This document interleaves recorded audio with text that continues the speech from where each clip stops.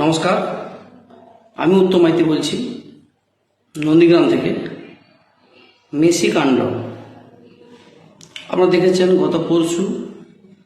Messi কাণ্ডর প্রেক্ষিতে ক্রীড়ামন্ত্রী অরূপ বিশ্বাস তার মন্ত্রিত্ব থেকে অব্যাহতি নিয়েছে। মাননীয় মুখ্যমন্ত্রী মমতা বন্দ্যোপাধ্যায়ের কাছে তিনি তেনার ইস্তফাপত্র পাঠিয়েছেন। এটা নিয়ে এক শ্রেণী দালাল চটি গদি মিডিয়া এবং বিজেপি ও সিপিএম এমনভাবে এটাকে নিয়ে বিদ্রুপ করছে, যিনাদের ন্যূনতম যোগ্যতা নেই অরূপ বিশ্বাস সম্পর্কে একটা কথা বলার। কারণ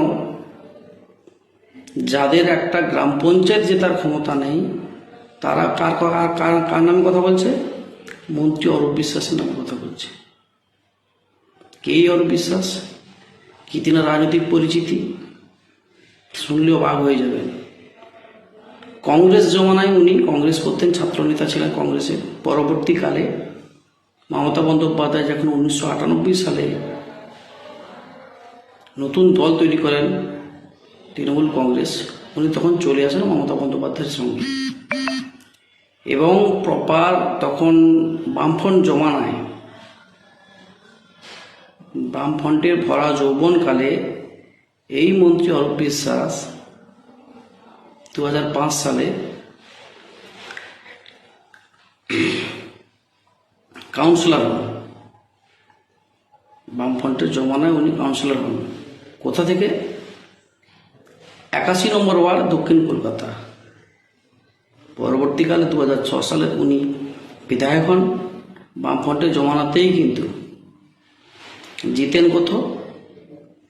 526 ভোটে তৎকালীন বামফ্রন্টের যিনি প্রার্থী ছিলেন তাকে হারায়। পরবর্তীকালে 2011 সালে উনি একই জায়গায় টালিগঞ্জ থেকে দাঁড়ান, আবারও বিধায়ক হন 27,680 ভোটে।